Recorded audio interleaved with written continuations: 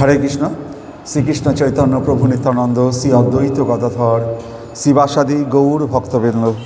হরে কৃষ্ণ কৃষ্ণ কৃষ্ণ হরে হরে, হরে রাম রাম রাম হরে হরে।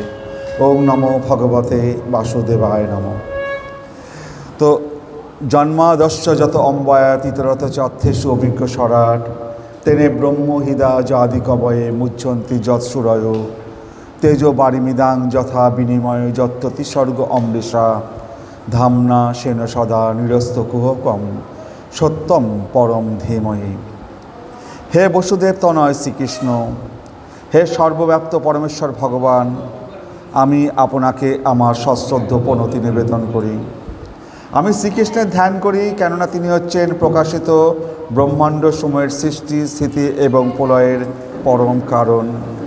তিনি প্রত্যক্ষ এবং পরোক্ষভাবে সব কিছু সম্বন্ধে অবগত এবং তিনি সম্পূর্ণভাবে স্বাধীন, কেননা তার অতীত আর কোনো কারণ নেই।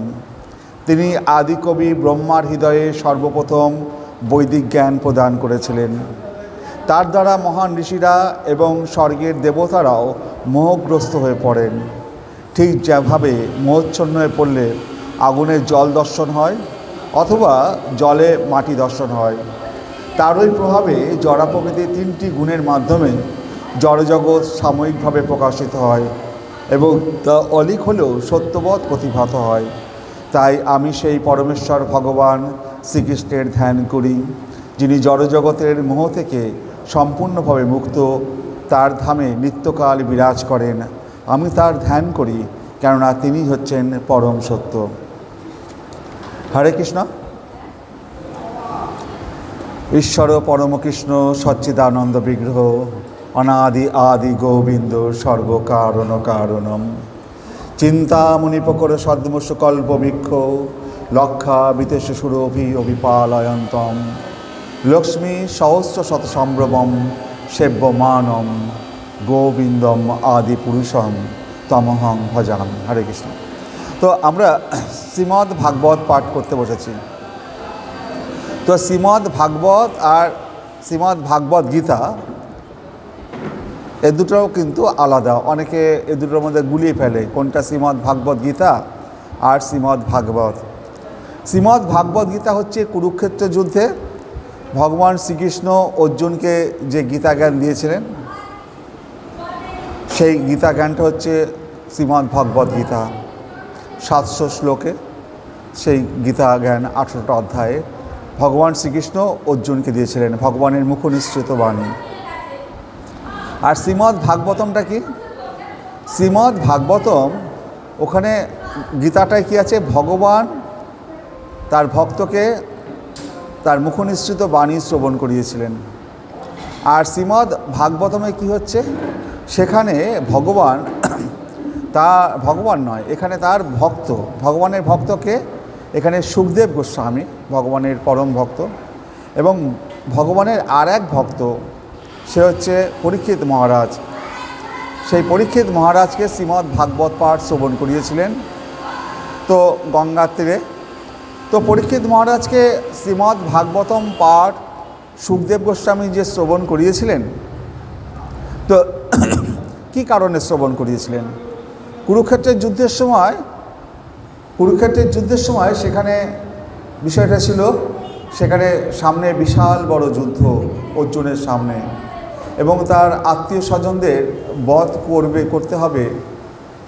এইটা অর্জুনের কাছে খুব কষ্টকর মনে হয়েছিল, কারণ যাদের কোলে পিঠে মানুষ হয়েছে সেই ভীষ্ম, যিনি অস্ত্র শিক্ষা দিয়েছেন, সেই দ্রোণাচার্য গুরু, তারা আজ তার বিপক্ষে যুদ্ধে দাঁড়িয়ে আছে। এই সমস্ত গুরু এবং পিতামহ ভীষ্ম, এদের হাত সাথে কীভাবে অস্ত্র ধারণ করবেন অর্জুন, এটা অর্জুনের কাছে খুবই কষ্টকর হয়েছিল। এবং সেই যুদ্ধে সে নিজে দ্বিধাগ্রস্ত হয়ে পড়েছে, তার হাত পা কাঁপছে, তার হাত থেকে ধনুক খসে পড়ছে। সে তখন ভগবানের শরণাগত হয়েছিল, এবং ভগবানের শরণাগত হয়ে ভগবান অর্জুনের এই মোহ দূর করে দিয়েছিলেন। এটা ছিল আমাদের শ্রীমদ্ ভাগবত গীতা। আজ পরীক্ষিত মহারাজকে অর্জুনের ছেলে অভিমন্যুর স্ত্রী উত্তরার গর্ভে যে সন্তানটা ছিল সে ছিল পরীক্ষিত মহারাজ। উত্তরার গর্ভে যখন সন্তানটা ছিল, যুদ্ধ যখন শেষ হয়েছে, তখন আমরা কি জানি, দ্রোণাচার্যের ছেলে অশ্বত্থামা ব্রহ্মশির অস্ত্র প্রয়োগ করেছে যাতে আমাদের পাণ্ডব বংশের শেষ বংশধরও যেন তার মৃত্যু হয়। পাণ্ডব বংশের শেষ বংশধর কে ছিল? কারণ দ্রৌপদীর 5 পুত্রকে আগে অশ্বত্থামা এক রাত্রে তার খড়গ দ্বারা হত্যা করেছে। একমাত্র জীবিত ছিল অভিমন্যুর সন্তান উত্তরার গর্ভে, যিনি পরীক্ষিত বলেন প্রচারিত হবেন। সেই পরীক্ষিত মহারাজ ছিলেন উত্তরার গর্ভে সেই সময়। এই ব্রহ্মশির অস্ত্র যখন প্রয়োগ করা হলো পাণ্ডবের শেষ বংশধরকে শেষ করে দেওয়ার জন্য, তখন উত্তরা ভগবান শ্রীকৃষ্ণের শরণাগত হলেন। শ্রীকৃষ্ণ তখন যুদ্ধ শেষ হয়েছে, সবে দ্বারকায় যাবেন, রথে উঠতে বসবেন। সেই সময় ভগবানের কাছে উত্তরা এসে ছুটতে ছুটতে আসলেন, পাহি পাহি যোগেশ্বর দেব দেব মহাপতে, হে দেবতাদেরও দেবতা, হে যোগেশ্বর যোগীদেরও যোগী, তুমি আমার এই গর্ভস্থ সন্তানকে তুমি রক্ষা করো। ওই যে ব্রহ্মশির অস্ত্র যেটা আসছে, সেই অস্ত্রের দ্বারা আমার মৃত্যু হয় হোক, কিন্তু আমার গর্ভস্থ সন্তান এই পাণ্ডব কুল জাত, যে পাণ্ডব কুলের শেষ বংশধর, এর জন্য মৃত্যু না হয়। তো দ্রৌপদী জানতেন তার যে পতিরা আছে, অর্জুন, ভীম, এদেরকে যদি 10,000 সৈন্যকে মারতে বলা হয় তারা মেরে ফেলতে পারবে, কিন্তু যদি কাউকে বাঁচানোর কথা বলা হয় তাহলে ভগবান শ্রীকৃষ্ণ ছাড়া, এই মুকুন্দ ছাড়া কেউ তাকে বাঁচাতে পারবে না। এটা উত্তরা তার শাশুড়ি মা দ্রৌপদীর কাছ থেকে ভালোভাবেই শিক্ষা লাভ করেছিলেন। দ্রৌপদী যখন বস্ত্রহরণ হয় সেই সময় তার স্বামীরা কিন্তু বসেছিলেন পাশেই, তারা কিন্তু দ্রৌপদীকে রক্ষা করতে আসেননি। সেই শ্রীকৃষ্ণকে যে হা গোবিন্দ করে দ্রৌপদী যখন হাত তুলে ডাকলেন সেই অসৎ সভায়, তখন গোবিন্দ কিন্তু তার বস্ত্রহরণের লজ্জা থেকে গোবিন্দই তাকে রক্ষা করেছিল। তাই উত্তরা আজকে ছুটে এসছেন আমাদের গোবিন্দের কাছে, পাহি পাহি দেব দেব যোগেশ্বর যোগীদেরও যোগী, দেবতারও দেবতা, আজকে তুমি আমার এই গর্ভস্থ সন্তানকে, যে পাণ্ডব বংশের শেষ বংশধর, তাকে রক্ষা করো। তো ভগবান সাথে সাথে অঙ্গুষ্ঠ পরিমাণ আকৃতি ধারণ করে, হাতে শঙ্খচক্র গদা পদ্ম ধারণ করে উত্তরার গর্ভকে তিনি আচ্ছাদন করলেন এবং সেই ব্রহ্মশির অস্ত্র যে অশ্বত্থামা প্রয়োগ করেছে সেই অশ্বত্থামার অস্ত্রকে নিস্তেজ করে দিলেন। এবং উত্তরার গর্ভের মধ্যে ভগবান যখন প্রবেশ করেছিলেন, পরীক্ষিত মহারাজ সেই গর্ভস্থ শিশু ভগবানকে দর্শন করতে পেরেছিলেন। শঙ্খচক্র গদাপদ্ম হাতে সেই শ্রীকৃষ্ণকে, সেই চতুর্ভুজ নারায়ণ মূর্তিকে দর্শন করেছিলেন। তো পরীক্ষিত মহারাজ জন্মাবার পর থেকেই যাকেই দেখতেন তাকেই তিনি তার দিকে তাকিয়ে থাকতেন, আমি যে গর্ভের মধ্যে যে ভগবানকে দেখেছি সে কিনা, এইভাবে তিনি সকলকে পরীক্ষা করতেন।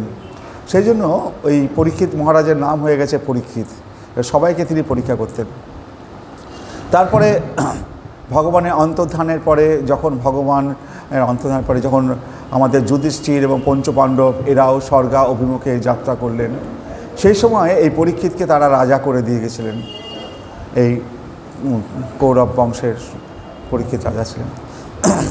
এই পরীক্ষিত রাজা একদিন কি হয়েছে, তিনি বিভিন্ন সময়ে তার রাজ্য শাসন করার জন্য কখনো কখনো তিনি ঘোড়ার পিঠে চড়ে সৈন্য সামন্ত নিয়ে বিভিন্ন রাজ্যের বিভিন্ন অংশে ঘুরতে বেরোতেন। একদিন কি হয়েছে, তিনি দেখতে পেলেন একটা কালো মতো লোক, মাথায় রাজমুকুট পরেছে, পরে সে একটি বিশ্ব মানে ষাঁড়, আর একজন গাভী মানে একটা গরু গাভী যে দুধ দেয়, এই গাভী হচ্ছিল ধরিত্রী মাতা, আর বিশ্ব হচ্ছে ধর্মরাজ। সেই ধর্মরাজ এক পায়ে দাঁড়িয়ে আছে, তার 3টে পায়ে মানে সত্য, তেতা, দাপর, কলি, এই 3 পা তার ক্ষয়প্রাপ্ত হয়েছে। কারণ শৌচ এইগুলো যেগুলো ছিল, শৌচ, সত্য, এগুলো সব নষ্ট হয়ে গেছে এই কলিকালে।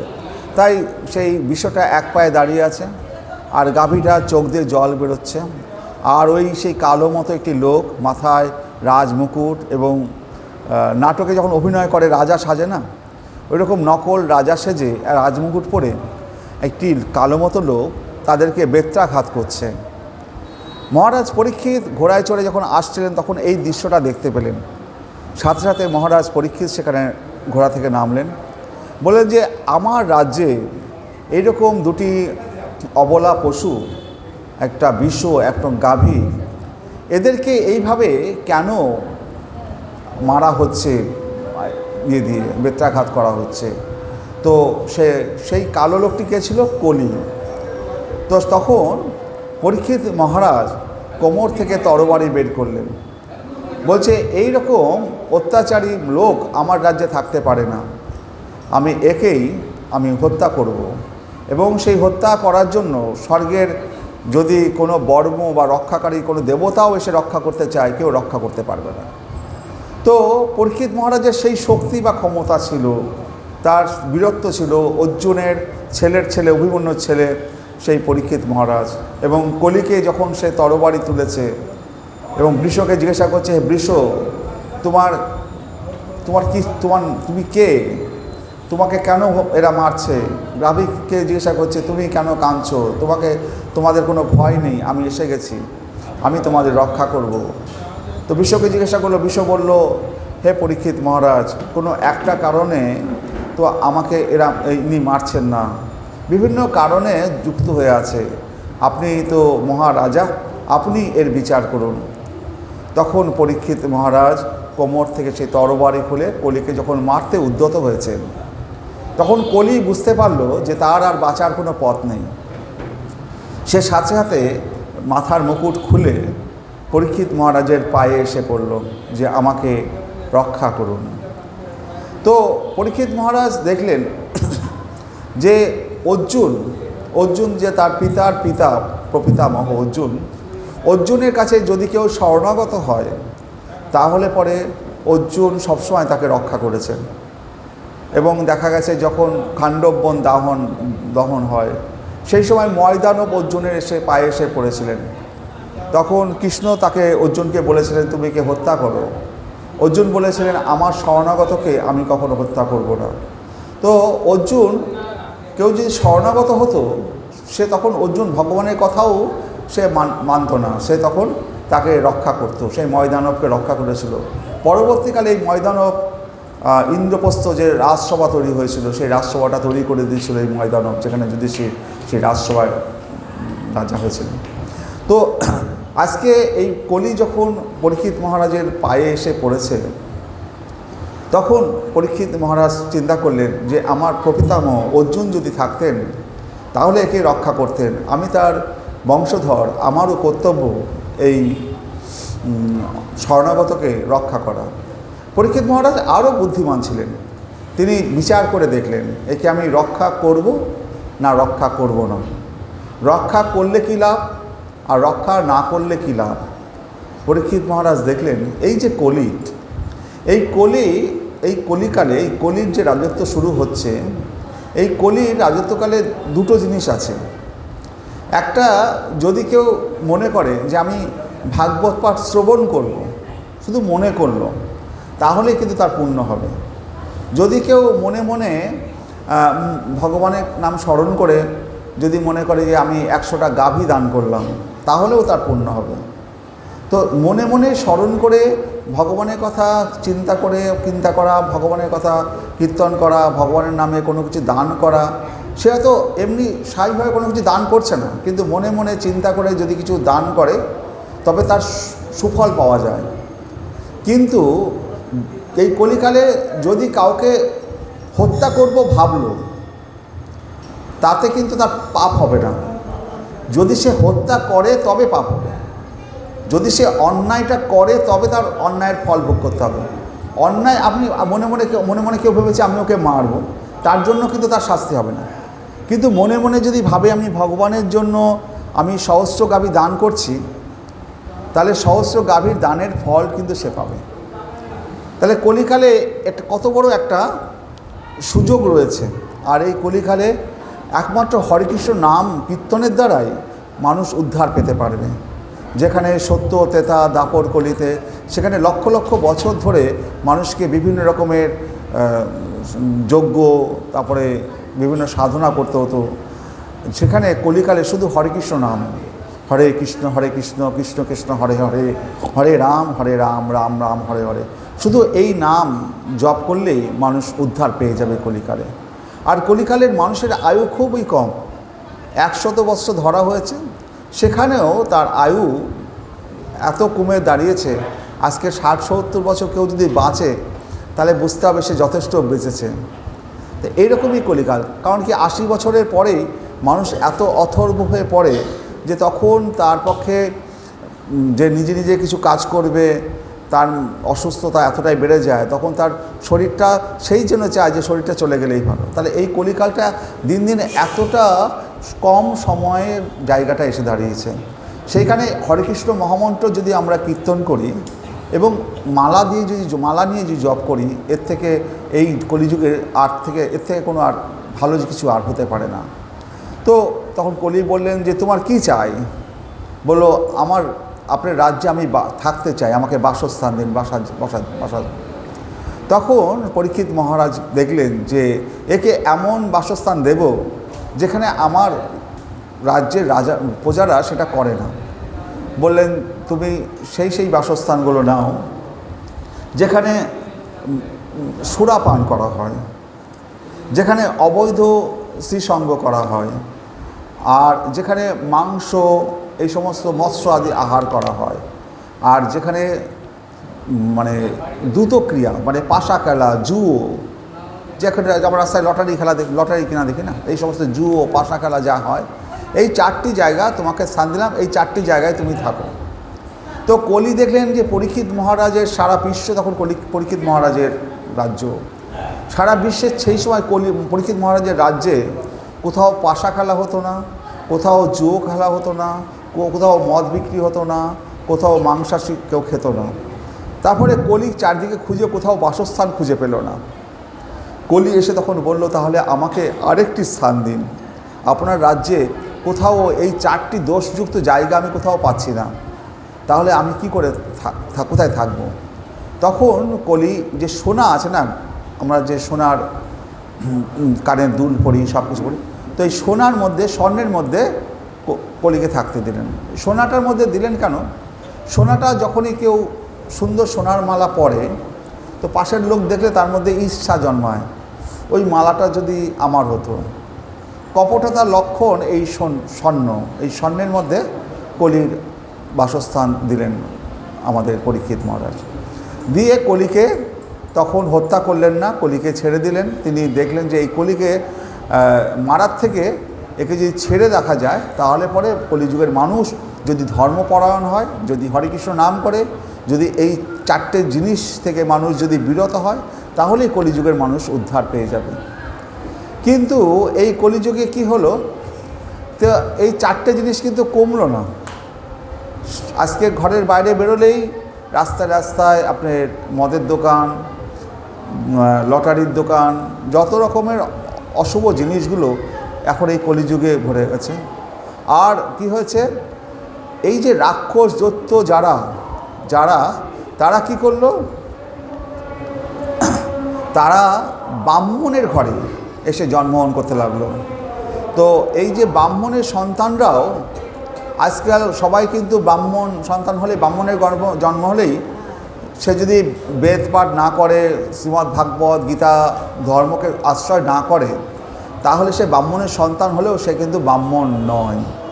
কারণ ব্রাহ্মণের ঘরে আজকে অশুভ শক্তির জন্ম বেশি হচ্ছে, কারণ এই কলিযুগকে নষ্ট করে দেওয়ার জন্য এটা অশুভ শক্তিরা, এটা ব্রাহ্মণের ঘরে যে সন্তানরা হচ্ছে তারাই বেশিরভাগ দেখা যায় নানা রকম দুষ্কৃতির দ্বারা, মানে দুষ্কর্মের দ্বারা তারা যুক্ত হয়ে পড়েছে। তো কলি এইভাবে যখন পরীক্ষিত মহারাজের রাজ্যে প্রবেশ করলেন, কিন্তু সেইভাবে কলির প্রভাব বিস্তার করতে পারছেন না।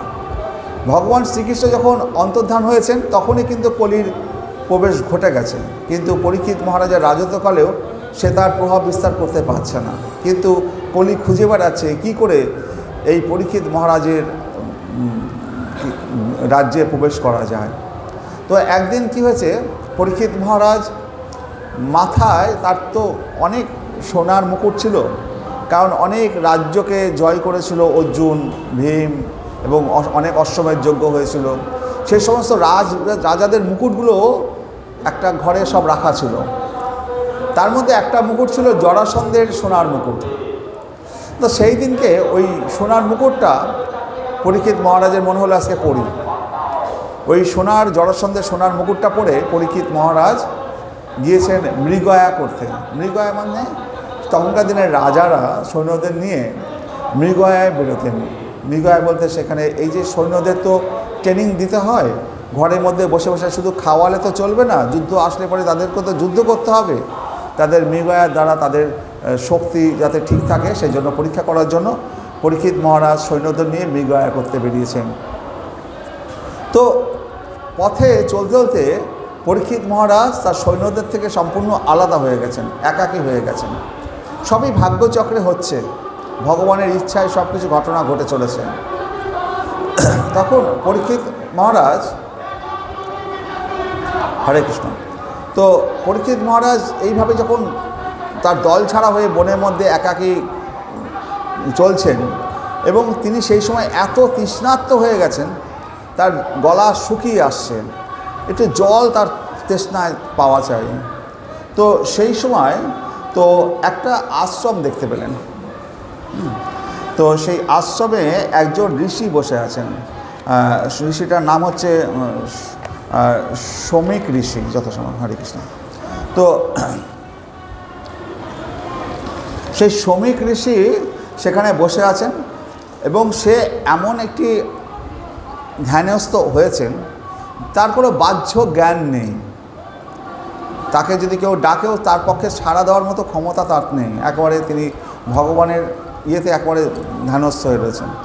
তো ওই আশ্রমে পরীক্ষিত মহারাজ এসে ওই ঋষিকে বলছেন, আমাকে একটু এক গ্লাস জল দাও, একটু আমি খুব তৃষ্ণার্ত, একটু জল দাও।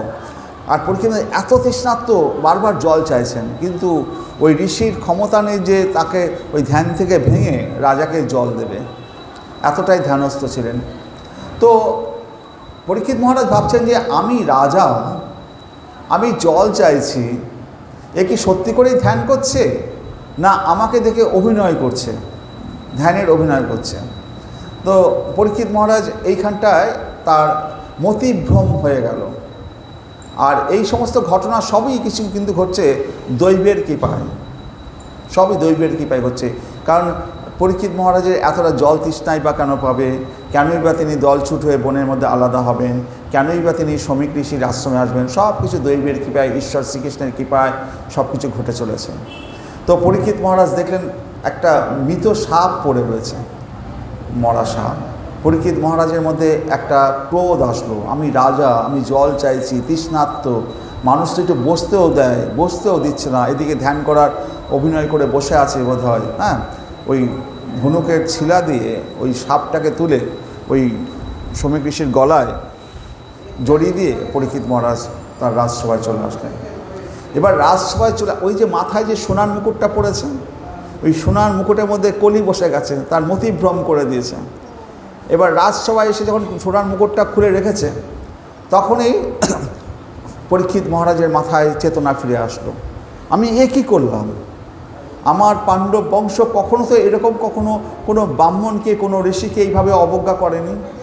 তো আজকে আমি এত বড় অবজ্ঞা করেছি যে আমার তো শাস্তি হওয়া দরকার। আর আমি তো এই অবজ্ঞা, এই অন্যায় শাস্তি তো আমার অবশ্যই হবে। তো আমার কী করব? হ্যাঁ, মাথায় হাত দিয়ে পরীক্ষিত মহারাজ বসে আছেন যে আমার এত বড় ভুল হলো, এত বড় অন্যায় করলাম, একটা ঋষির গলায় একটা মৃত সাপ জড়িয়ে দিয়ে আসলাম। তো এই যে শমিক ঋষির গলায় মৃত সাপটা জড়িয়ে দিয়ে এসছেন, তো শমিক ঋষির এই দৃশ্যটা, শমিক ঋষির এক ছেলে ছিল, তার নাম সিঙ্গি। সে একটা নদীতে জলে স্নান করছিল সেই সময়। তো ছেলেদের, অনেক ছেলে পেলে নিয়ে, ওর মধ্যে একটা ছেলে গিয়ে সেই সিঙ্গিকে খবর দিল, তোমার পিতাকে রাজা পরীক্ষিত একটা সাপ গলায় জড়িয়ে দিয়েছে। তো সাপ গলায় জড়িয়ে দিয়েছে, যে মরা সাপ জড়িয়ে দিয়েছে না জ্যান্ত সাপ জড়িয়েছে তা তো অত বলেনি, একটা সাপ গলায় জড়িয়ে দিয়েছে। তখন ওই ব্রাহ্মণ বালক, সেই সিঙ্গিটা ছিল বালক, অল্প বয়সী বালক, সেই সিঙ্গি বালকটা কি করলো, সাথে সাথে বললো রাজা এত বড় অন্যায় করলো, যে কিনা ব্রাহ্মণদের বাড়ির পাহারাদার কুকুর হিসাবে থাকার কথা, সে কিনা আজকে রাজা হয়েছে বলে, হরে কৃষ্ণ, রাজা হয়েছে বলে সে কিনা এইভাবে আমার পিতাকে গলায় সাপ জড়িয়ে দিয়েছে, এত বড় অপমান করেছে। সাথে সাথে দেখুক আমার ব্রাহ্মণ বালকের কি ক্ষমতা।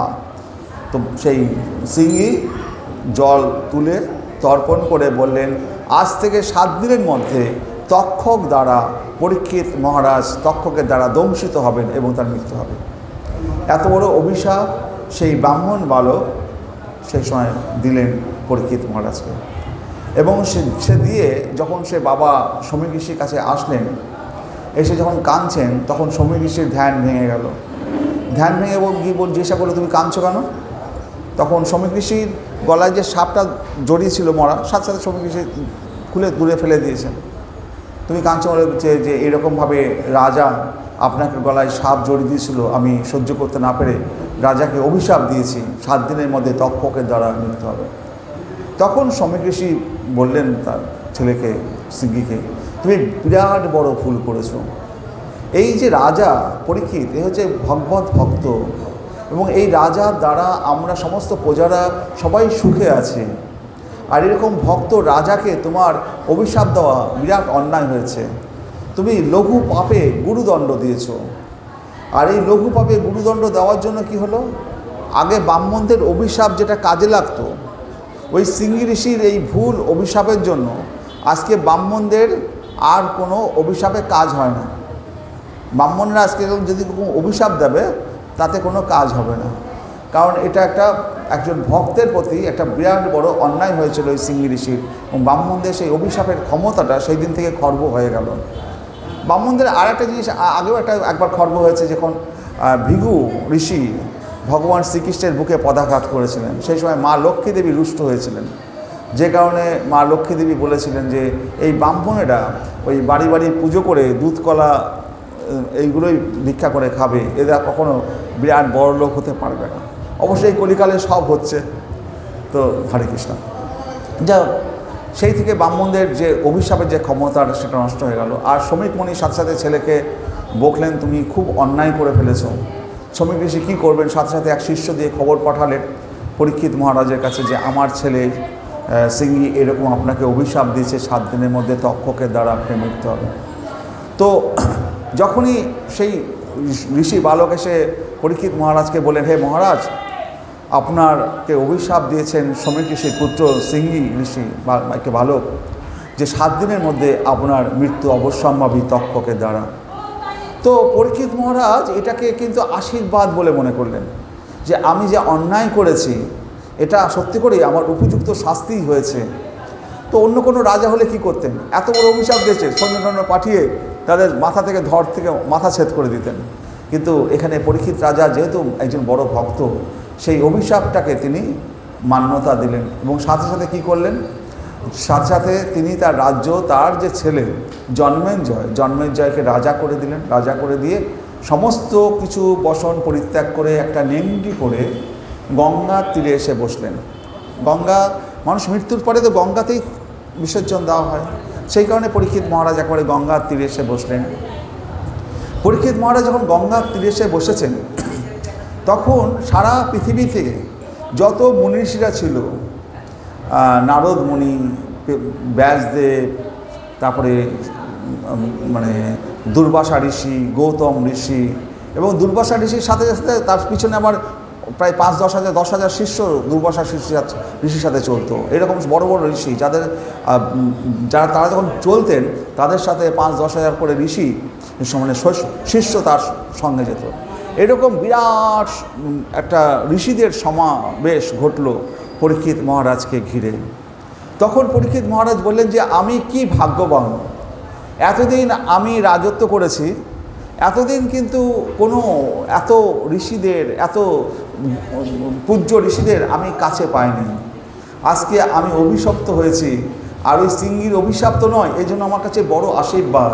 দেখো আজকে ব্যাসদেব, নারদমণি থেকে শুরু করে বড় বড় ঋষিরা আজকে আমার সামনে উপস্থিত, দুর্বাসারা। তো আজকে আমি কত বড় ভাগ্যবান। তো জানি না সেই সময় কীরকম ইন্টারনেট ছিল যে অভিশাপ দিয়েছে, সাথে সাথে সারা বিশ্ব ব্রহ্মাণ্ডের যত ঋষিরা ছিল তারা জানতে পেরেছেন এবং সাথে সাথে এমন মানে রকেটে করে চলে এসছেন, সেখানে একদিনের মধ্যে সেখানে পৌঁছে গেছে। তারপরে বুঝতে পারছে তাদের এরোপ্লেন কেমন বা রকেট কেমন ছিল সেই যুগে। এগুলো হাসি নয়, ছিল নিশ্চয়ই ছিল। হরে কৃষ্ণ। এবং তা হ্যাঁ নিশ্চয়ই ছিল, কারণ কি আমরা কুরুক্ষেত্রের যুদ্ধে তো দেখতে পাই এমন এমন সব ব্রহ্মাস্ত্র, ব্রহ্মশির, যে ব্রহ্মশির অস্ত্রটা প্রয়োগ করলো, সেই শির অস্ত্রটার কাজ কি? মায়ের পেটের মধ্যে বাচ্চা রয়েছে তাকে মারবে, মাকে মারবে না। কিন্তু মানে কীরকম টার্গেট ভাবুন। তাহলে সেই অস্ত্রটা কীরকম ছিল? এখন কোনো অস্ত্র এরকম করতে পারবে যে মাকে মারবে না, শুধু ওই বাচ্চাটাকেই মারবে? হ্যাঁ, যে এমন অস্ত্র, তাও দূর থেকে ছুটছে। হ্যাঁ, একবারে কত বড় সেই যুগের তাহলে মানে জ্ঞান ছিল। হরে কৃষ্ণ। তখন যখন সবাই ঘিরে বসেছে পরীক্ষিত মহারাজকে, পরীক্ষিত মহারাজ তখন জিজ্ঞাসা করছেন, এই যে আমার সামনে 7 দিন বাদে মৃত্যু, এটা হচ্ছে মরণ উন্মুখ মানুষ যাদের সামনে মৃত্যু অবধারিত। কুরুক্ষেত্রের যুদ্ধে গীতা জ্ঞান যখন অর্জুনকে দিয়েছে, সেই গীতা জ্ঞানটা কী ছিল? আমাদের জীবন অতিবাহিত করতে গেলে পরে আমরা কিভাবে জীবন অতিবাহিত করব, সেই জ্ঞানটা হচ্ছে কুরুক্ষেত্র যুদ্ধের জ্ঞান। আর মানুষের সামনে মৃত্যু, যা সামনে, সে মৃত্যুর পরে যাতে ভগবদ্ধামে ফিরে যেতে পারে, সেই ফিরে যাওয়ার জ্ঞানটা হচ্ছে শ্রীমদ্ ভাগবতম। তো আমরা সকলের সামনে কি কুরুক্ষেত্রের যুদ্ধ আছে? আমরা কি এখন কেউ কি কুরুক্ষেত্রের যুদ্ধের সামনে কেউ অস্ত্র নিয়ে যুদ্ধ করতে যাচ্ছে? আমাদের সকলের সামনে মরণ উন্মুখ মানুষ।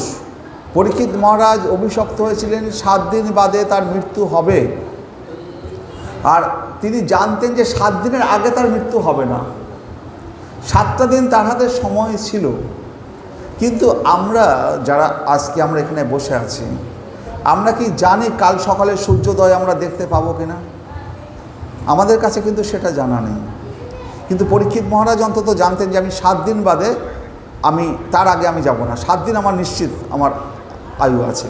কিন্তু আমাদের কিন্তু সেই আয়ুটুকু আছে কিনা আমরা জানি না। আমাদের এক একটা ক্ষণ যে চলে যাচ্ছে, প্রত্যেকটি ক্ষণ আমাদের কাছে যেন মৃত্যুর সমান। তাহলে এই মরণ উন্মুখ মানুষের কর্তব্যটা কি? আমরা যারা প্রত্যেকেই আমাদের সামনে মৃত্যু রয়েছে, আজ না কাল আসবে, এই মরণ উন্মুখ মানুষের কর্তব্যটা কি? তারা কি করবে? তারা কি দান ধ্যান করতে বসবে? যার ঘরে যা সম্পত্তি আছে দান ধ্যান করতে বসবে? না দেবদেবীর পূজা করতে বসবে? না বিরাট বড় হসপিটাল বানাবে? না চিকিৎসা করবে? না লোককে খাওয়াবে? না ভগবানের সামনে বসে পুজো করবে? কি করবে তারা? এই মরণ উন্মুখ মানুষের কর্তব্যটা কি? তো সেটা আপনারা আমায় বলুন। আমার এখন কি করা কর্তব্য? পরীক্ষিত মহারাজ জিজ্ঞাসা করছেন। সমস্ত ঋষিরা বসে আছেন, ব্যাসদেব বসে আছেন, নারদ মুনি বসে আছেন, দুর্বাসা ঋষি বসে আছেন, গৌতম ঋষি বসে আছেন, সমস্ত ঋষিরা, বড় বড় ঋষিরা আছেন।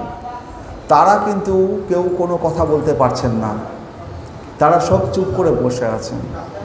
কথা বলতে পারছেন না তা নয়, তারা জানেন না তা নয়, তারা জানেন এই যে পরীক্ষিত মহারাজ এখন যে প্রশ্নটা করেছেন, এই প্রশ্নের যে উত্তর দেবেন তিনি আসছেন। তারা তো দিব্য দ্রষ্টা, তারা দিব্য দৃষ্টিতে জানতে পাচ্ছেন এই পরীক্ষিত মহারাজকে যিনি জ্ঞান দেবেন, যার এই জ্ঞান দেওয়ার অধিকার, তিনি আসছেন। তিনি কে? ব্যাসদেবের পুত্র সুখদেব গোস্বামী। এই ব্যাসদেবের পুত্র সুখদেব গোস্বামী যখন, এই সুখদেব গোস্বামীর ঘটনাটা একটু বলে নিই। এই ব্যাসদেবের পুত্র সুখদেব গোস্বামী যখন শিব এবং পার্বতী কৈলাসে বসে আছেন, তো একদিন নারদমণি আসলেন পার্বতীর কাছে। পার্বতী তখন নারদমণিকে অনেক আদর আপ্যায়ন করে বসালেন। হে নারদ, অনেকদিন বাদে তুমি কৈলাসে এসছো, তুমি ভালো মন্দ প্রসাদ নাও। তো সব প্রসাদ নারদমণি খেয়েছে। খাওয়ার পরে মাকে বলছে, মা পার্বতী, শিব বাবা কোথায়? বলছে শিব বাবা কৈলাসে তার অফিসে বসে আছে, তার সাঙ্গ টাঙ্গ নিয়ে, নন্দী ভিঙ্গি নিয়ে। তো বলছে যে শিব বাবাও যে অফিসে বসে থাকে, যে ধ্যান করে, যে পঞ্চমুণ্ডির আসনে, ওই যে পঞ্চমুণ্ডি বলে না, 5টা মাথার উপরে বসে তিনি ধ্যান করেন, ওই 5টা মাথা কিন্তু 5টা নারীর মাথা, কোনো পুরুষের মাথা নয়। ওই 5টা নারীর মাথা, 5টা নারী কে কে তুমি কি জানো? তুমি তোমার এখানে রান্না করছো, ছেলেপুলে নিয়ে সংসার করছো, আর এমনি 5টা নারীর প্রেমে বসে ওখানে ধ্যান করছে, ওই 5টা নারীর প্রেম করছে, তুমি কি করে জানবে? তোমাকে কিছু বলেছে? পার্বতী বলছে না, আমাকে তো কোনোদিন এ কথা কিছু বলেনি যে 5টা নারীকে। তো বলছে যে দেখো নারদ, আমি জানি তুমি সকলের সংসার ভাঙো, তুমি আমার সংসার ভেঙো না, তুমি আরও কিছু প্রসাদ নিতে চাও নাও, তুমি এখান থেকে বিদায় হও। নারদমুনি বুঝে গেছেন আমার কাজ হয়ে গেছে। নারদমুনি চলে গেলেন। রাত্রিবেলায় পার্বতী বা শিবকে ধরেছে, তুমি বলো যে ওই পঞ্চমুণ্ডির আসনে বসো, ওই পঞ্চমুণ্ডির 5টা নারীর মাথা, 5টা নারীকে। শিব দেখলেন না বললে কোনো উপায় নেই। শিব তখন বললেন ওই 5টা নারীর মাথা যেটা রয়েছে, প্রত্যেক যুগে যুগে তুমি আসো, এবং তুমি যখন দেহত্যাগ করো, তোমার এই মাথাগুলো নিয়েই ওই 5টা নারীর মাথা, ওই মাথাগুলো কারণ নয়, ওই মাথাগুলো সবই তোমার। বলছে বাহ, আমি যুগ যুগ ধরে আসবো আর মারা যাব, আর তুমি বেটা বুড়ো শিব, তুমি একেবারে অমর হয়ে বসে থাকবে, ওসব জানি না, আমাকেও অমর করে দিতে হবে, আমিও এইভাবে জন্মমৃত্যু চক্রে আবর্তিত হতে চাই না। শিব বললেন তার জন্য তো অমর কথা শুনতে হবে। বলছো আমিও সব জানি না, অমর কথা শুনতে হবে, শোনো, আমাকে তোমাকে অমর করে দিতে হবে, তুমি খালি বুড়ো হয়ে শিব হয়ে বসে থাকবে, আর আমি মানে 8-10 বছরের মেয়ে হয়ে তোমার সাথে বিয়ে করবো বুড়ো শিবের সাথে, এইভাবেই চলতে পারে না দিনের পর দিন। শিব বললেন চলো অমরনাথে যাই। অমরনাথে নিয়ে গেলেন। শিব তখন তার ডুমুরও বাজালেন। অমরনাথে যত পশু পাখি জীবজন্তু ছিল সব চলে গেল, এবং মা পার্বতী আর শিব বসেছেন। তার শিব যখন বললেন দেখো, আমি যখন অমর কথা বলবো, তো আমি চোখ বন্ধ করে এমন ধ্যানস্থ হয়ে যাবো, আমার কোনো বাহ্যিক জ্ঞান থাকবে না। তো তুমি শুনছো কি না সেটা তুমি আমাকে আওয়াজ দেবে, যে আমি শুনছি, হু হু করে আওয়াজ দেবে, আমি শুনছি, তাহলেই বুঝবো তুমি শুনছো। কারণ এর আগে একটা ঘটনা করেছিল আগের গল্পে, শিব আর উমা, তখন পার্বতী ছিল না, উমা ছিল, তারা ওই রকম শিব আর উমা গিয়েছিল এক ঋষির কাছে রাম কথা শ্রবণ করতে। সেখানে উমা ঘুমিয়ে পড়েছিল। উমা ঘুমিয়ে পড়ার জন্য যখন রাম কথা শেষ হলো, তখন উমা তো রাম কথা কিছুই শোনেনি। তো শিব আর উমা যখন আকাশের উপর দিয়ে যাচ্ছে, তো সেই সময় রামলীলাটা চলছে। সীতাকে হরণ করে নিয়ে গেছে আমাদের রাবণ, আর রাম তখন কি করছে, একটা গাছ ধরে কাঁদছে, হা শীতে বলে গাছটাকে জড়িয়ে ধরছে। কারণ কি, রাম তখন মানুষের নরলীলা করছে না, সে স্বয়ং ব্রহ্ম ভগবান হলে কী হবে, নরলীলায় যেহেতু সে রয়েছে, তো শীতে করে সে একটা গাছ ধরিয়ে করে কাঁদছে। শিব যখন আর পার্বতী উমা যখন যাচ্ছেন উপর দিয়ে, শিব তখন উপর থেকে প্রণাম করছেন রামচন্দ্রকে, রাম পরম ব্রহ্ম রামকে প্রণাম করছেন।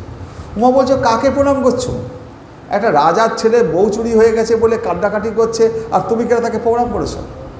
কারণ উমা তো ওখানে রাম কথা শোনেনি, তো কী করে বুঝবে যে রাম শুধু রাজার ছেলে নয়, সে পরম ব্রহ্ম? উমা বলছে যে আমি পরীক্ষা করে দেখব, তুমি পরম ব্রহ্ম বলছো, ওসব আমি শুনি না, জানি না, আমি পরীক্ষা করে। সেই বারবার বারণ করলেন, দেখো তুমি যেও না, ওকে পরীক্ষা করতে যেও না, ও পরম ব্রহ্ম, ও নরলীলা করছে, সেই জন্য ও মানুষের মতো কান্নাকাটি করছে, ওকে দেখে তুমি এরকমভাবে তুমি পরীক্ষা করতে যেও না। সীতা কী করলেন, হরে কৃষ্ণ,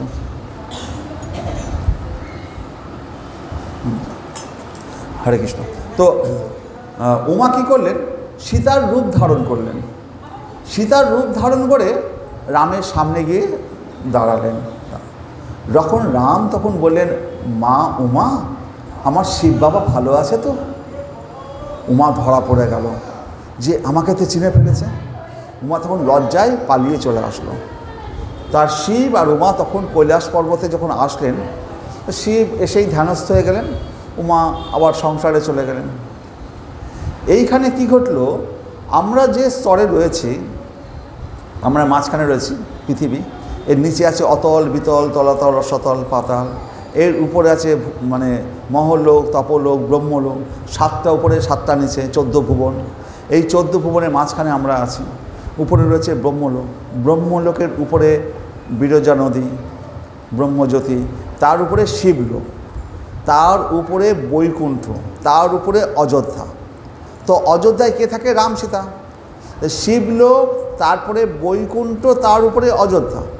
তো শিবলোকে যে উমা আছে আর অযোধ্যায় যে সীতা রয়েছে, সীতা হচ্ছে শিবের মাতৃসম, সীতা হচ্ছে শিবের মাতৃসম।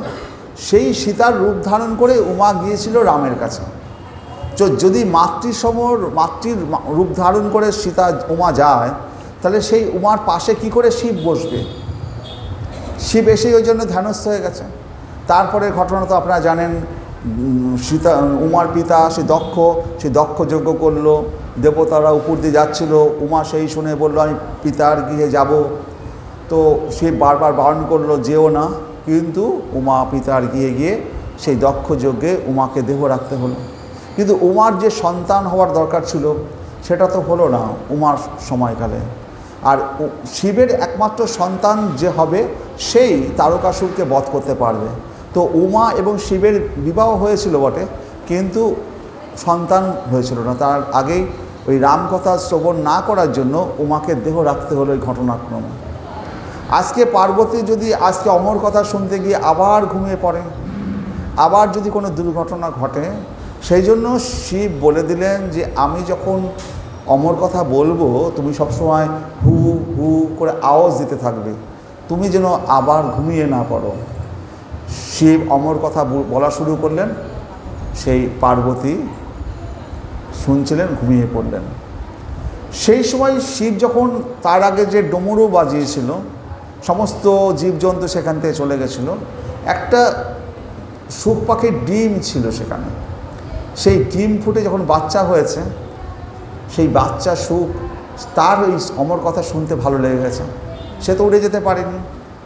এবার পার্বতী যখন ঘুমিয়ে পড়েছে, তখন শিব যাতে সেই অমর কথা বলা বন্ধ না করে, সেই বাচ্চা সেই শুক সে তখন হু হু হু হু করে উত্তর দিয়ে যাচ্ছে, আর সেই অমর কথা বলে যাচ্ছে। সেই অমর কথা বলতে বলতে শিবের যখন অমর কথা বলা শেষ হয়েছে, দেখছে পার্বতী ঘুমাচ্ছে। তাহলে এতক্ষণ ধরে আমাকে কে হু হু করছিল? দেখেন যে গাছের ডালে এক শুক পাখি বসে আছে। তখন শিব তার ত্রিশূল নিয়ে ওই শুক পাখিকে মারার জন্য ছুটলেন। ওই শুক পাখি তখন উঠতে উঠতে এসে বদ্রিকা আশ্রমে, বদ্রীনাথে গেছেন তো সবাই, সেই বদ্রিকা আশ্রমে যেখানে ব্যাসদেবের আসন আছেন, তার পাশেই দেখবেন সরস্বতী নদী আছে। সেই সরস্বতী নদীতে ব্যাসদেবের পত্নী সেখানে আহ্নিক করছিলেন। সেই শুক পাখি সেই ব্যাসদেবের পত্নীর গর্ভের মধ্যে চলে গেলেন। তখন শিব এসে দেখছেন যে ওই শুক পাখি ব্যাসদেবের পত্নীর গর্ভের মধ্যে গেছে, তো কি করে মারবেন গর্ভস্থ সন্তানকে? শিব তখন ব্যাসদেবের আশ্রমের বাইরে ত্রিশূল নিয়ে দাঁড়িয়ে রয়েছেন, যে সন্তান জন্ম নেবে তারপরে আমি একে হত্যা করব। তো 1 বছর চলে যাচ্ছে, 2 বছর চলে যাচ্ছে, সন্তান আর জন্ম নেয় না। 16 বছর অতিক্রম হয়ে গেছে। কোথাও লেখা আছে 12 বছর, কোথাও লেখা আছে 16 বছর। তো এই 16 বছরই আমরা ধরবো, কারণ সুখদেব গোস্বামী যখনই জন্ম নিলেন তারপরেই তার 16 বছর বয়স দেখা গেছে। এবং তার তো বয়স কখনো বাড়ে না, তিনি 16 বছরের যুবক। এখনও যদি সুখদেব গোস্বামী এখনও জীবিত, এখনও এখানে উপস্থিত আছেন আপনাদের অদৃশ্যে, সে কৃষ্ণবর্ণের কুচকানো চুল, সেই সুখদেব গোস্বামী এখনও তার 16 বছর বয়সই রয়েছে। কারণ এই মহাত্মাদের বয়স কখনো কম বেশি হয় না। হরে কৃষ্ণ। তো সেই সুখদেব গোস্বামী তখন 16 বছর যখন হয়ে গেছে, তখন ব্যাসদেবের তখন স্মরণ হয়েছে। ব্যাসদেব এসে শিবকে বলছে, তুমি এখানে দাঁড়িয়ে আছো কেন? বলছে, তোমার পত্নীর গর্ভে আমার যে শত্রু, মানে আমার অমর কথা শুনেছে, সেই শুক পাখি বসে আছে, শুক বসে আছে, তার জন্ম হবে, আমি তাকে মারব। তো ব্যাসদেব বলছে, আচ্ছা শিব বাবা, তুমি কি সব ভুলে গেছো? হরে কৃষ্ণ। তুমি কি সব ভুলে গেছো যে তোমার অমর কথা শুনে নিয়েছে তাকে তুমি মারবে কি করে? সে তো মহান ভক্ত হয়ে গেছে, তুমি তো তাকে মারার কথা ভেবো না। শিব বলছে, সত্যি তো, আমি এটা তো ভাবিনি। যে অমর কথা শ্রবণ করে নিয়েছে তাকে তো আমি আর মারতে পারবো না কখনো। শিব তখন প্রণাম করে সেখান থেকে চলে গেলেন এবং ব্যাসদেব তখন এসে বললেন, হে সুখদেব, তোমার মা কষ্ট পাচ্ছে, তুমি 16 বছর পর্যন্ত মায়ের পেটের মধ্যে রয়েছো, তুমি এবার বেরিয়ে আসো। সুখদেব তো অমর কথা শুনে নিয়েছে, বলছে এটা মায়ার জগৎ, বেরোলেই মায়া আমাকে চেপে ধরবে, এই মায়ার জগতে আমি বের হব না। তো বলে কী করলে বের হবে, তোমার মা তো কষ্ট পাচ্ছে। বললো যে মায়া যার অধীন, তিনি যদি এসে বলেন যে মায়া আমাকে স্পর্শ করতে পারবে না, তবেই আমি জন্মগ্রহণ করব। তখন দ্বারকায় রয়েছেন শ্রীকৃষ্ণ। ব্যাসদেব গিয়ে শ্রীকৃষ্ণকে সব বললেন যে আপনি মায়ার অধীশ্বর, আপনি স্বয়ং যদি এসে বলেন সুখদেবকে, তাহলে পরে সে আমার সন্তানটা জন্মগ্রহণ করতে পারে। তো স্বয়ং শ্রীকৃষ্ণ দ্বারকা থেকে আসলেন, এসে বলেন, হে সুখদেব গোস্বামী, তুমি মায়ের গর্ভ থেকে তুমি এবার বেরিয়ে আসো, আমি কথা দিচ্ছি মায়া তোমাকে স্পর্শ করতে পারবে না। এই সুখদেব গোস্বামী তখন শ্রীকৃষ্ণের কথায় শুনে তারপরে সুখদেব গোস্বামী যখন জন্মগ্রহণ করলেন, সেই জন্মগ্রহণ করার পরেই এই 16 বছর মায়ের গর্ভের মধ্যে ছিল, তো জন্ম হওয়ার পরেই সে 16 বছরের একটা যুবক হয়ে গেল। কৃষ্ণবর্ণ শ্যামবর্ণ তার গায়ের রং, মাথায় কোকড়ানো চুল, এবং মায়ার যেহেতু তাকে মায়ের অধীন নয়, সে গায়ে কোনো জামা কাপড়ও পরেনি, উলঙ্গ অবস্থায় তার জন্ম হয়েছে, 16 বছরের যুবক হয়েছে। সে ওই অবস্থাতেই সে ঘর ছেড়ে বেরিয়ে যাচ্ছে। তো সে তো মায়ের ঊর্ধ্বে না, তার এই ঘর সংসার এই জগৎ তার কাছে কোনো মূল্য রাখে না। আর স্বয়ং শ্রীমদ্ ভাগবত পাঠ সে শ্রবণ করা হয়ে গেছে, সে অলরেডি সে একজন মহাভাগবত হয়ে গেছেন, সে বনে চলে যাচ্ছে। তখন পিছন পিছন ব্যাসদেব ছুটছেন, হা পুত্র, তুমি সবে জন্মগ্রহণ করেছো, তোমার পৈতে হয়নি, ব্রাহ্মণদের ঘরে পৈতে হয়, তারপরে তোমাকে শিক্ষা দীক্ষার বাবা মার কাছে শিক্ষা দীক্ষা পেতে হয়, তুমি এসব না নিয়ে তুমি চলে যাচ্ছ, হা পুত্র করে ব্যাসদেব ছুটছেন।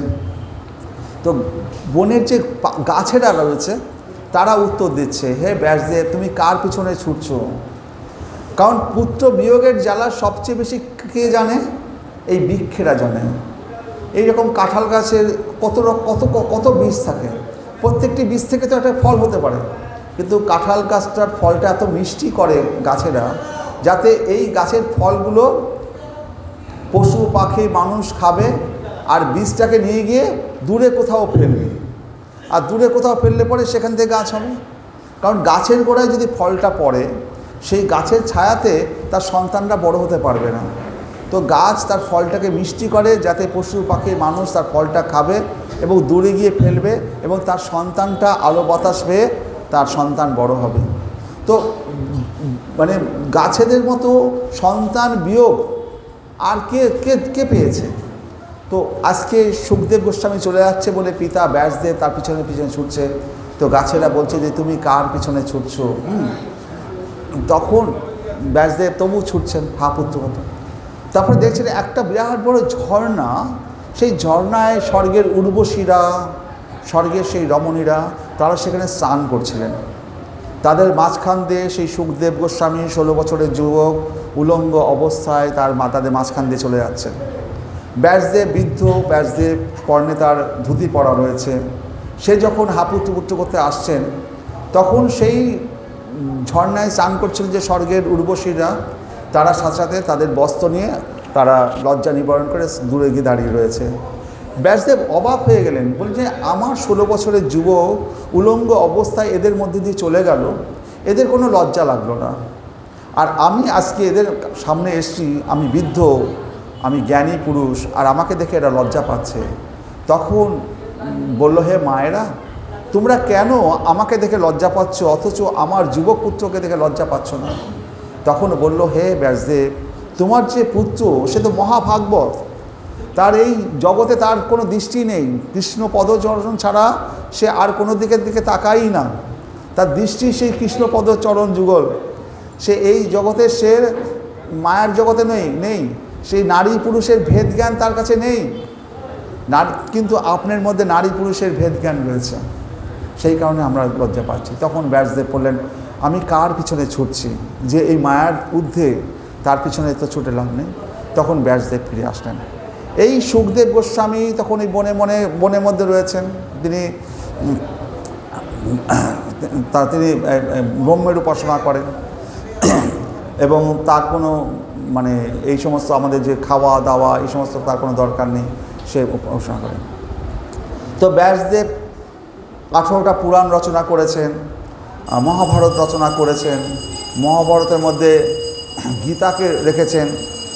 এত কিছু রচনা করার পরেও ব্যাসদেব যখন দেখছেন যে আমি এত যে পুরাণ রচনা করলাম, ব্রহ্মবৈবর্ত পুরাণ থেকে শুরু করে মানে বিষ্ণু পুরাণ থেকে শুরু করে এত যে পুরাণ রচনা করলাম, তো এই পুরাণ রচনা করলাম মানুষের জন্য। আজকে আমি যে রচনা করেছি আমি সেই সুখটা পাচ্ছি না, আমি পরম ঈশ্বরকে আমি দর্শন করতে পারছি না, আমার মধ্যে সেই অতৃপ্তি জ্বালা রয়েছে। তাহলে পরে আমার এই পুরাণগুলোর দ্বারা সাধারণ মানুষ কী করে উপকৃত হবে? তখন ব্যাসদেব যখন ওই সরস্বতী নদীর তীরে কালে হাত দিয়ে বসে ভাবছেন, তখন নারদ মুনি সেখানে এসে উপস্থিত হলেন। নারদ মুনি এসে বললেন, হে ব্যাসদেব, তুমি যে এই সমস্ত পুরাণ রচনা করেছো, এর দ্বারা মানুষকে ভোগের দিকে নিয়ে গেছো। তারা যে ভগবানের পুজো করবে, ভগবানের কথা সাধনা করবে, তাছাড়া সেটা না করে এই যে পুরাণগুলো রচনা করেছো, সেই পুরাণগুলোর মধ্যে কোনোটার মধ্যে তমগুণ। হরে কৃষ্ণ। আর 10 মিনিট না 5 মিনিট টাইম? হরে কৃষ্ণ। তো এই যে পুরাণগুলো রচনা করেছো, এই পুরাণগুলোর মধ্যে কোনোটা তমগুণ, কোনোটা রজগুণ, কোনোটা রজ সত্য সব মিশিয়ে আছে। এর দ্বারা মানুষ উপকৃত হওয়ার থেকে তারা এই সমস্ত ভোগের দিকেই বেশি ছুটে যাবে। তো তোমার দ্বারা তুমি যে করেছো, এর দ্বারা তো মানুষের ভালো হবে কি করে? হ্যাঁ, তখন বললেন যে তুমি শ্রীমদ্ ভাগবত রচনা করো। এই শ্রীমদ্ ভাগবত ব্যাসদেব তখন রচনা করলেন। তো রচনা করলে এই ভাগবতটা মানুষের সামনে দেবে এটাকে, যেমন এই যে হরেকৃষ্ণ নাম, হরেকৃষ্ণ নাম মহাপ্রভু আসার আগেও তো আমাদের শাস্ত্রে লেখা ছিল, হরে রাম রাম রাম হরে হরে, হরে কৃষ্ণ কৃষ্ণ। প্রথমে হরে রাম রাম রাম হরে হরে, তারপরে ছিল হরে কৃষ্ণ কৃষ্ণ কৃষ্ণ হরে হরে। তো যখন চৈতন্য মহাপ্রভু আসলেন, এসে দেখলেন এই নাম দ্বারা যে মানুষ উদ্ধার পাবে, কিন্তু শূদ্র এবং স্ত্রীজাতি এই বেদের এই নাম পড়ার তো যোগ্যতা নেই, বেদ পড়ার যোগ্যতা শূদ্র জাতি এবং নারীদের নেই। তখন মহাপ্রভু স্বয়ং শ্রীকৃষ্ণ তিনি এসে সেই নামটাকে পাল্টে দিলেন। পাল্টে দিয়ে কী করলেন? হরে কৃষ্ণ কৃষ্ণ কৃষ্ণ হরে হরে, হরে রাম রাম রাম হরে হরে, যাতে সমস্ত শূদ্র এবং স্ত্রীজাতি সবাই এই নাম দ্বারা উদ্ধার পেতে পারে। ঠিক সেই রকম এই যে শ্রীমদ্ ভাগবত ব্যাসদেব রচনা করলেন, এটা মানুষের সামনে প্রচার করবে কে? দুর্বাসা ঋষি গল্পে দিয়ে রেগে যায়, গৌতম ঋষি মেনকার প্রেমে পড়ে যায়, এই সমস্ত যারা সেই সমস্ত বড় বড় ঋষিরা ছিল, তাদের কারো না কারো কোনো না কোনো দোষ রয়েছে। এদের দ্বারা তো শ্রীমদ্ ভাগবতকে মানুষের সামনে প্রচার করা যাবে না। তখন মাথায় আসলো, আরে আমারই তো সন্তান যে চলে গেছে বনে, সেই সুখদেব গোস্বামী রয়েছে, সেই তো একমাত্র উপযুক্ত এই শ্রীমদ্ ভাগবত পাঠ মানুষের সামনে দেওয়ার জন্য। তখন এই কথা ভাবছেন, তখন কাঠুরিয়া যারা কাঠ কাটে বনে, তারা একদিন এসে বললেন, হে ব্যাসদেব, বনের মধ্যে একটা কৃষ্ণবর্ণের কালো উজ্জ্বল তেজ বেরোয় গা দিয়ে, এরকম একটা কালো যুবক ঘুরে বেড়ায়, মাথায় কোকড়ানো চুল, আমরা তো ভাবি বোধহয় ভূত টুত হবে, এবং আমরা যখন কাঠ কাটি কিন্তু সে তার ঘোরাফেরা দেখলে পরে আমরা ভয়ে পালিয়ে আসি, এরকম একটা ভূত এই বনের মধ্যে ঘুরে বেড়াচ্ছে।